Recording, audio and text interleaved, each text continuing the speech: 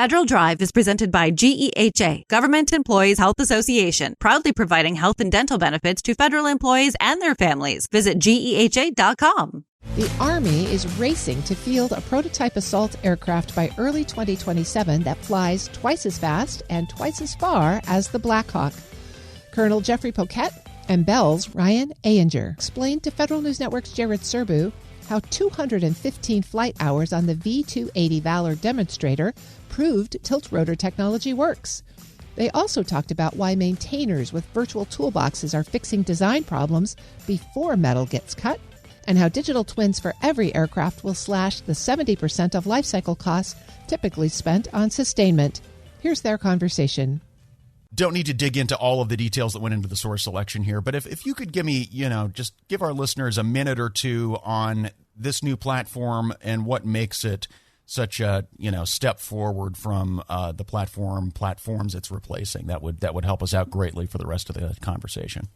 Yeah, and I could go ahead and give an industry perspective on that. And this is Ryan. So really back in the 2012, 2013 timeframe, we were looking to differentiate capability for the warfighter in terms of vertical lift capability by going twice as fast and twice as far. And a lot of that was under the Future Vertical Lift program effort. And so we started with a demonstrator concept called the V-280 Valor that really captured a lot of lessons learned from previous tilt rotor experience that Bell had, and really leveraged that to fly a demonstrator in 2017, accumulate about 215 flight hours on it, and I think inform the Army on tilt rotor technology and requirements that could be met by that technology to support their eventual solicitation and down select of a tilt rotor for supporting the Future Long Range Assault Aircraft program. Great. Anything to add on that, Colonel? Yeah, it's very similar. And the Army was looking for something that provided transformational speed and range over the current Black Hawk fleet. And then additionally, the government really wanted the aircraft to be an open system. So the ability to upgrade the aircraft in the future quickly, cheaply, without necessarily having to go to any one particular vendor. So the open system is another key part of the platform. Got it. And so at this point, looking forward, the ask from the Secretary, as I understand it, is to get a prototype up and running by next fiscal year, which is pretty ambitious. So talk us through a bit some of the key things that you're going to be doing to meet that schedule. Yeah, we've been laser focused on acceleration and getting a prototype out there next year. And so a lot of the work that we've been doing is taking the success that we had on the V-280 demonstrator, applying a lot of the items from that in terms of configuration and critical technologies, applying that to a design, meeting the requirements for the Future Long Range Assault Aircraft. And so what we've been working on with the government team is first and foremost establishing a foundation of an all-digital design, incorporating, using model-based systems engineering, but incorporating, as Jeff mentioned, the modular open systems approach. So a lot of the design work that we've been doing with the government to date has resulted in more than 90% of our engineering being released and a significant amount of work going on across the industrial base related to building hardware to support that first, and not just the first prototype, but the first 6 or 8 prototypes that will be coming out of the program. But we'd look to complete that in early FY27, that first prototype. Colonel, from the government side, what sorts of risks does that aggressive schedule potentially introduce for you, and what are some of the things that you're looking to do to manage that? Yeah, I think initially when we were asked to accelerate, our concern was, okay, if we start working now while we're still in the middle of the design process, the chance is always there that we could end up building a prototype that doesn't do what we needed to do. The reason why we're okay with that and are willing to accept some of that risk is exactly for the reasons that Ryan mentioned. The V-280 demonstrator gives us a lot of confidence in tilt rotor technology. We know Bell knows how to do it.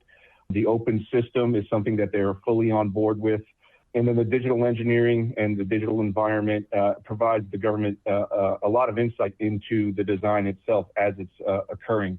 Other things that we've agreed to do was allowed Bell to pursue some commercial best practices when it comes to safety of flight on some of the early prototypes and being able to leverage FAA certifications instead of Army airworthiness certifications.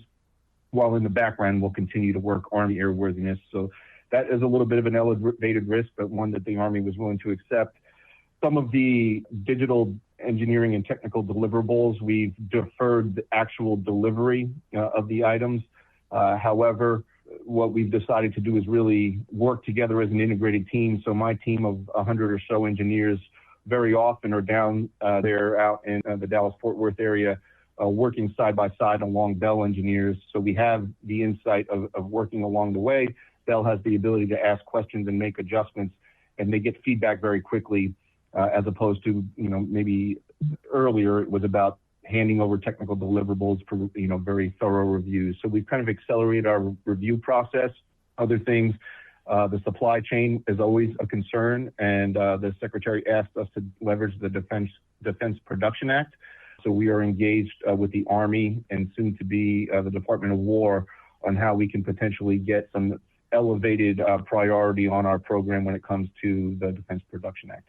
Yeah, and I do think that approach is working well. And I do appreciate when people ask us the question about risk associated with acceleration, because it gives us a chance to kind of walk through why I think we're in a uniquely favorable position to accelerate. And part of it we talked about was the demonstrator and going, 215 flight hours and all the data we were able to capture from that successful effort. But then also looking at the steps that we go through from early digital engineering and digital design, where we have fly-throughs leveraging virtual reality and augmented reality. We bring the maintainers into into that virtual environment and have them simulate maintenance of the aircraft very, very early in the design phase, so that we don't have discoveries, 3, 5, 10 years later as we're trying to sustain the platform. A lot of that gets baked in early. And then from the standpoint of getting to first flight and flight test activity, we spent a lot of time trying to get discoveries as early as possible in the process. And how we do that is by doing a lot of component-based testing, whether it's fatigue testing, vibration testing, things of that nature at the component level. And then we integrate all of those components aside from the structure, but all the systems, a pilot in the loop, all the software in a weapons systems integration lab. And we have that facility down in Arlington, Texas, and the pilot will fly a fully integrated set of systems on the ground for months and months and months, proving out the software and proving out the integration of these components before we ever step foot in an aircraft. So we get a lot of opportunity to reduce risk and learn these lessons early in the program before we've started making even some of those accelerated LRIP aircraft.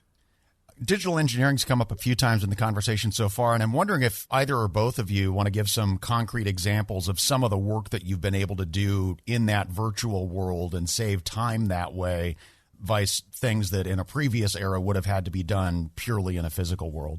Yeah, just to give a couple examples, and then I'll pass it to Jeff. But, I mentioned the maintainers and being able to have maintainers, in some cases, it's veterans that we've brought over from the services into Bell that have done this for their first career, and now they're spending their second career, so to speak, making sure we get it right.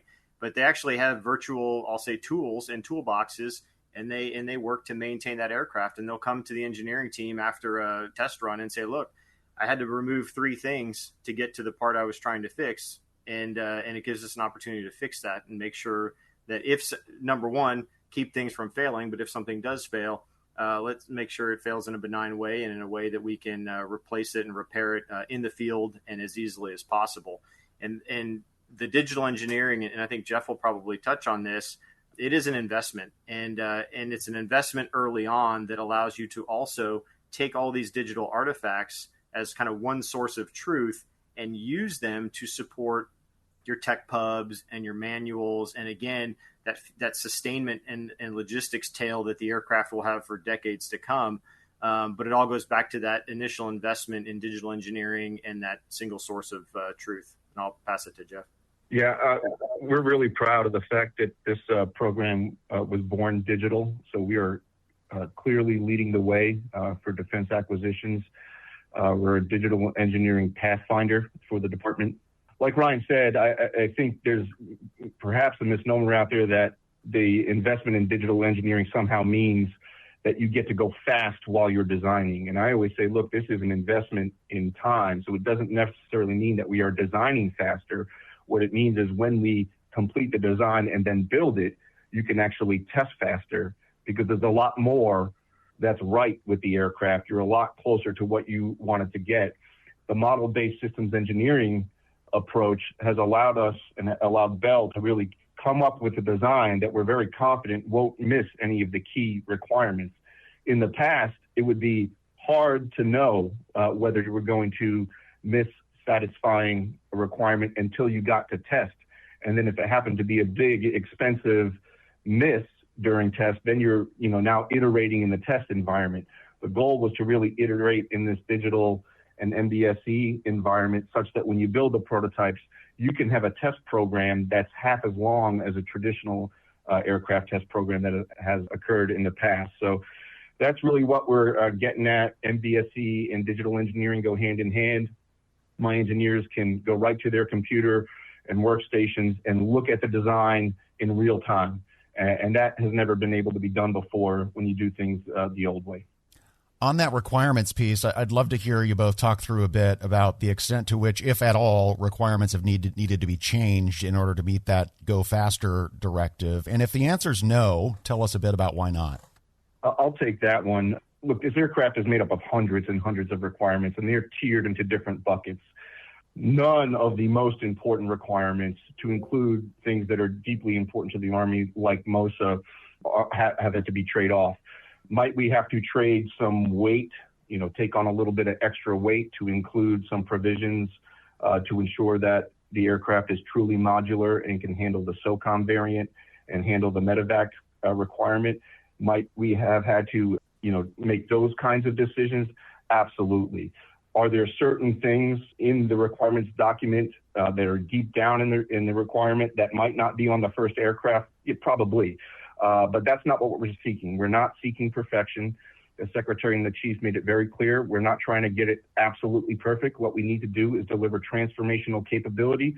That's what we mean when we talk about, the speed and range, twice as far, twice as fast, and the ability to handle the MOSA architecture and the open system. If we get that, we're going to have a very, very good first iteration of the aircraft. And by the same token, the open systems architecture will allow us to go in and upgrade anything that needs upgrading. When you go faster, you might have to trade off requirements. We haven't had any big decision event like that yet, but it is certainly something that we might have to think about in the future. Yeah, and I would echo that. I think we're very proud of where we're looking relative to the requirements for the platform and the capability it will provide the warfighter. And I'll just go back to, I'll say head start we had relative to tilt rotor technology being mature and giving us a good foundation to start with. Last thing here, and I don't want to look too far down the road, but now's the time to start thinking about these things, obviously, and obviously you have been already thinking about sustainment. But specifically, what do things like that open systems architecture, having that engineering data, having all of that digital engineering data in hand, do for you down the road when you get to a sustainment phase on a platform like this? I'll take this one initially. So sustainment is one of the things we've been thinking about very early on the program. When we went to our development decision, milestone B, I would say nearly half of the very extensive and rigorous documentation we had to submit to the Army and the Department of War was focused on the lifecycle sustainment plan. So it's very much a key element of the program. I would say 1/4 of my office are logisticians that focus on things like training, on maintenance, and that kind of thing. Ryan mentioned the digital environment, being able to look at the design through virtual means with virtual headsets or augmented reality, that kind of thing. That has given us the ability to provide feedback so we get it right the first time. And then having access to certain data rights allows the Army to write training so that the training meets the Army's standards. It allows us to make decisions on what components we want to overhaul in the depot out there in Corpus Christi. Most importantly, I would say, is maintenance and ensuring that we have a good understanding about when parts will need to be replaced. I think all the work that Bell has done has allowed us to have a lot more insight into when components would need to be overhauled and replaced digital twins will be developed. So every tail number in the Army out there will have its own digital twin that will reside and can be accessed by my office, so that if there is a problem in the field, my logisticians and former maintainers will be able to look at that digital twin and have a really good snapshot of what's going on with the aircraft. And like Ryan said, it all comes down to having a single source of truth. In the past, documents would get shoveled over email, and then eventually, inevitably, someone would end up with an out-of-date or not the current version of what you're supposed to be looking at. This eliminates a lot of that churn, and I really see the sustainment of this aircraft is going to be a big part of why we call this aircraft affordable. As you know, sustainment, for the life cycle of a program, we consider about 70% of the cost of the life cycle of the program to be due to the sustainment phase. So it's very important to us that we reduce those sustainment costs. And kind of final point here, you typically can estimate the sustainment burden of an aircraft based on its weight. And while the MV-75 isn't especially light, it's on the heavier side when you compare it to heavier lift aircraft like Chinook, we have a much, we predicted through simulations and modeling that the sustainment is going to be much, much less than aircraft of its size and weight. Yeah, I think that's a good point. And I would just say from an industry standpoint, programmatically, and I'll even say culturally, we've approached this clean sheet development in a different way that I think provides a lot more tools for the user, for the Army to maintain this long term. And some of the things that Jeff mentioned related to the correlation between weight and maintenance cost, or weight and cost in general. I'd like to think we're breaking some of those cost curves with this because of a lot of the tools that we've used, and quite frankly, because of some of the newer technologies that are available today that weren't available when some of the currently fielded aircraft were developed. That's Federal News Network's Jared Serbu speaking with Colonel Jeffrey Poquette, Program Manager of the MV-75 FLRAA, and Bell's Ryan Ehinger, Senior Vice President and FLRAA Program Director. We'll post this interview at federalnewsnetwork.com/Federal Drive. Subscribe to the Federal Drive wherever you get your podcasts.